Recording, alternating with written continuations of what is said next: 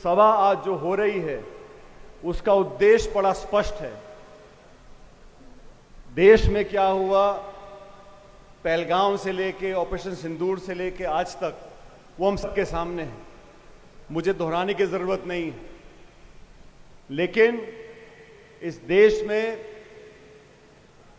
अगर हम सबकी सामूहिक आस्था किसी एक चीज में है तो भारत की सेना में है, भारत की फौज में है। और हमें फक्र है कि आज सरहद पर हम लोग खड़े हैं बाड़मेर में।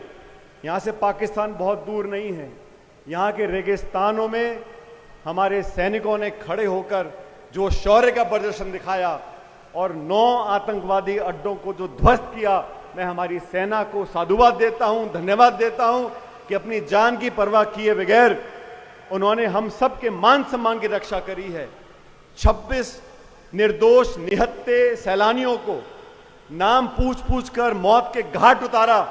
वो भारत की अस्मिता पर आक्रमण था, वो आतंकवादी घटना नहीं थी, वो भारत पर आक्रमण था। उसका मुंह तोड़ जवाब हमारी सेना ने दिया। मैं सेना को धन्यवाद देता हूं, हमारे फौजियों को धन्यवाद देता हूं और सेना के साथ साथ उन सैनिक के परिवारों को जिन्होंने अपने बच्चे बेटों को हमारी रक्षा के लिए सरहद पर भेजा है।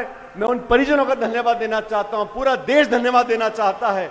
और ये सभा, जय हिंद सभा, हमारी पार्टी पूरे देश में कर रही है ताकि सेना को सलाम कर सकें, उनके पराक्रम और शौर्य को मान सम्मान दे सकें। इतिहास गवाह है, जब जब देश को ललकारा गया है हमारी सेना ने दुश्मन के दांत खट्टे किए हैं। दोस्तों, मुझे कहने में कोई संकोच नहीं है। इस देश में अलग अलग पार्टियां हैं। आज सरकार बीजेपी की, हम विपक्ष में हैं।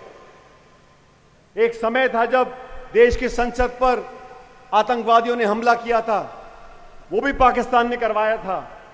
वाजपेयी जी प्रधानमंत्री थे, सोनिया गांधी जी नेता प्रतिपक्ष थी।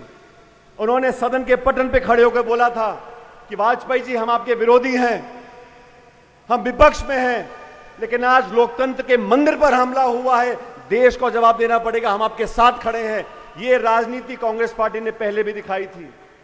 उसी परंपरा का निर्वहन करते हुए 22 अप्रैल को राहुल गांधी जी और खड़गे जी ने कहा, पहलगाम में पाकिस्तान ने दोबारा दुस्साहस किया है।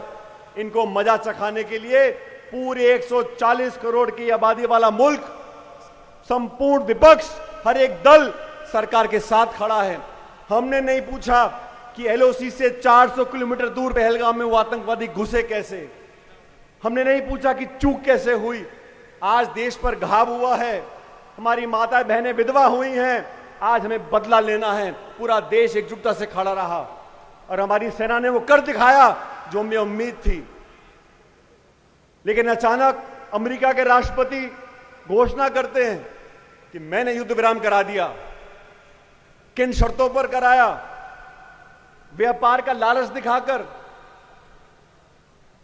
कश्मीर पर मध्यस्थता कर कर। उसका खंडन सरकार ने आज तक नहीं किया। इतना बड़ा मुल्क, थोड़े मोड़े व्यापार के लिए हम युद्ध विराम कर सकते हैं? अगर नहीं तो सरकार को जवाब देना चाहिए। मैं आरोप नहीं लगा रहा हूं, लेकिन ये स्पष्टता होनी चाहिए।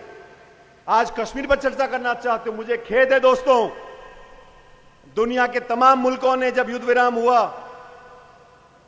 किसी ने आतंकवाद का जिक्र नहीं किया, किसी ने पाकिस्तान समर्थित आतंकवादियों का जिक्र नहीं किया, भर्त्सना नहीं करी। वो पाकिस्तान जहां उसामा बिन लादेन मारा गया, जहां असद मसूद जैसे आतंकवादी रहते हैं, पूरी दुनिया जानती है। फिर भी जो भर्त्सना करनी चाहिए थी दुनिया के देशों को, वो नहीं करी। चीन खुलकर पाकिस्तान के साथ आ गया और रूस, हमारा सबसे पुराना दोस्त, उसने आतंकवाद की चर्चा नहीं की। हमारा मुद्दा आतंकवादियां हैं, हमारा मुद्दा निर्दोष जाने हैं। ये चर्चा कश्मीर पे करना चाहते हैं। इसीलिए हमने कहा एक विशेष सत्र बुलाना जाना चाहिए। 1994 में लोकसभा और राज्यसभा में सर्वसम्मति से ये रेजोल्यूशन पारित किया गया कि जो पाक अधिकृत कश्मीर है, पीओके, वो भारत का हिस्सा बनना चाहिए। ये प्रस्ताव सर्वसम्मति से पारित किया गया 94 में। आज वो समय आ गया कि दुनिया के 200 देशों को पता होना चाहिए, जब कश्मीर की बात आती है, आतंकवाद की बात आती है, भारत की अखंडता की बात आती है, पूरा देश एक है। अभी इतने सारे डेलीगेशन दुनिया के देशों में गए हैं, कितना बेहतर होता हमारा सत्र बुलाया जाता, यहां से एक आवाज निकलती कि पूरा देश एक है और हम आतंकवाद से कोई समझौता नहीं करेंगे।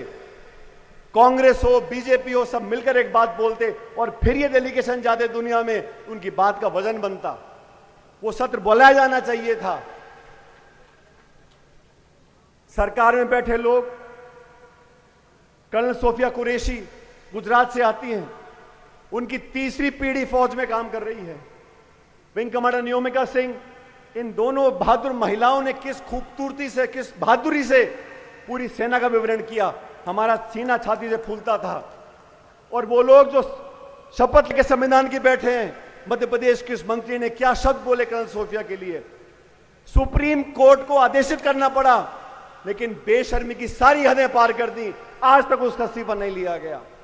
मध्य प्रदेश के उप मुख्यमंत्री हो, हरियाणा के राज्यसभा के सांसद हो, मजाक उड़ाते हैं वीरांगनाओं का, हमारी सेना का, और आप कुछ बोलते नहीं हैं। भाजपा के शीर्ष नेतृत्व को माफी मांगनी चाहिए और बाहर निकाल देना चाहिए ऐसे लोगों को जो मंत्री बना के आपने बैठे हैं। हमारा पार्टी ने ये निर्णय लिया, हम जैन सभाएं करेंगे, लोगों के अंदर वो जज्बा जागरूक करेंगे, क्योंकि जब युद्ध विराम हुआ उसके 6 घंटे बाद पाकिस्तान ने सीज फायर का उल्लंघन किया, लगातार बमबारी करी रुजौरी और पुंछ में। उस मुल्क का क्या भरोसा है? वो मुल्क दिवालिया हो गया है। हमारी अर्थव्यवस्था उससे 11 गुना बड़ी है। जहां इमरान खान जेल में है, सांसद जेलों में है, पाकिस्तान की सेना और आईएसआई उस देश को चलाती हैं, उनकी विश्वसनीयता बिल्कुल नहीं है। इसलिए सरकार को बहुत सावधानी से काम करना चाहिए। और मैं तो धन्यवाद देना चाहता हूं अखिल भारतीय कांग्रेस कमेटी का कि संदीप सुरजेवाला जी आज हमारे बीच में आए हैं, पार्टी का संदेश लेके। हम और आप बहुत बार मिलते रहते हैं और सड़क के लोगों ने निडर होकर हमेशा छाती सामने करी है, और मुझे फख्र है कि थार के लोग, बाड़मेर जैसलमेर के लोग हमारी सेना के पीछे चट्टान की तरह बने खड़े हैं, और ये हमारे देश की ताकत है। मजहब नहीं सिखाता आपस में बैर रखना, हिंदी है हम, हिंदुस्तान हमारा। ये जो हमको तोड़ना चाहते हैं मजहब के नाम पर, उनको मुंह तोड़ जवाब देना बहुत जरूरी है। ये घुसपैठिए, ये पाकिस्तान समर्थक आतंकवादी सिर्फ देश में दोफाड़ करना चाहते हैं मजहब के नाम पर, हम उन्हें कभी कामयाब नहीं होने देंगे। मैं धन्यवाद देना चाहता हूं जिला कांग्रेस कमेटी को, प्रदेश कांग्रेस कमेटी को, हेमाराम जी को, हरीश जी को, मिताराम जी को, सबको मिलकर यहां आमंत्रित किया। और यहां से एक बुलंदी की आवाज जाएगी कि जय हिंद समाओं के माध्यम से पूरी कांग्रेस, पूरी जनता सेना के साथ खड़ी है, देश के साथ खड़ी है, और आतंकवाद से हम कभी समझौता नहीं करेंगे।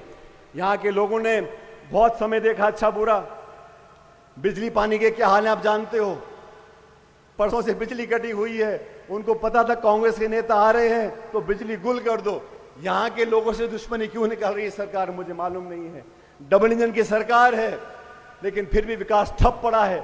आने वाला समय आप लोगों का है, समय बदलेगा। लेकिन आज सब इतनी कड़ी धूप में यहाँ पर आए हो, मैं आप सबका पुनः धन्यवाद करता हूँ और उम्मीद करता हूँ कि आज जो यहाँ से संदेश गांव और घर घर में जाएगा वो सेना और देश को ताकत देगा। बहुत बहुत धन्यवाद। राम राम साहब।